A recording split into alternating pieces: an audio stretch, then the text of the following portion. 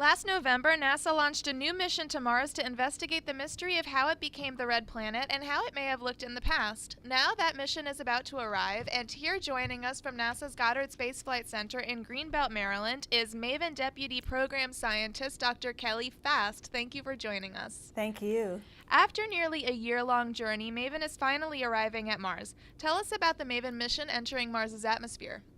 Well, we're really excited because coming up here on Sunday, after launching last November in a 10-month journey to Mars, MAVEN will finally be arriving at Mars.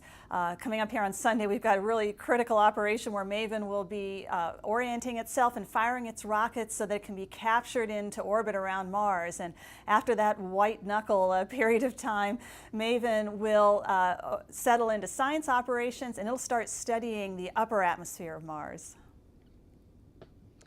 What will MAVEN do as it orbits Mars?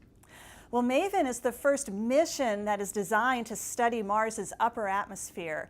And so MAVEN will deploy its instruments that are uniquely designed for this mission, and it will make measurements of processes taking place in the upper atmosphere and its interaction with the sun, things that lead to escape of the atmosphere to try to determine what happened to Mars over time.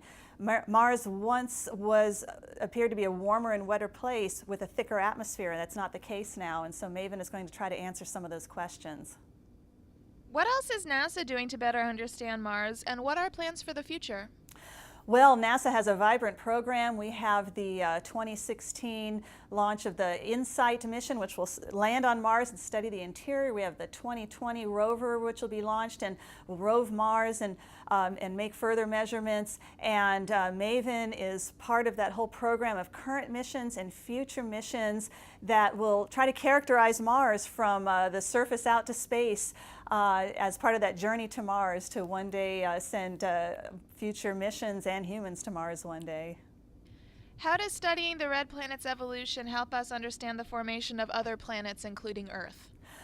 Well, certainly we look at Mars, and from all this evidence from all of the other missions that have gone to Mars, that all these signs that Mars was a warmer and wetter place with a thicker atmosphere. And so if you had a planet that once perhaps looked more Earth-like, you'd want to answer those questions about what did happen to the planet. And so MAVEN will be looking at those processes in the upper atmosphere that take place that lead to escape of the atmosphere to try to track that back through time and figure out what happened to Mars.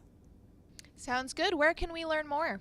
Well, you can go to nasa.gov/MAVEN, and you can find out lots of information about the MAVEN mission, animations and images and such, but also links to social media so that you can go into orbit at Mars with us, and you can find out more about the mission as the mission takes place. So come join us.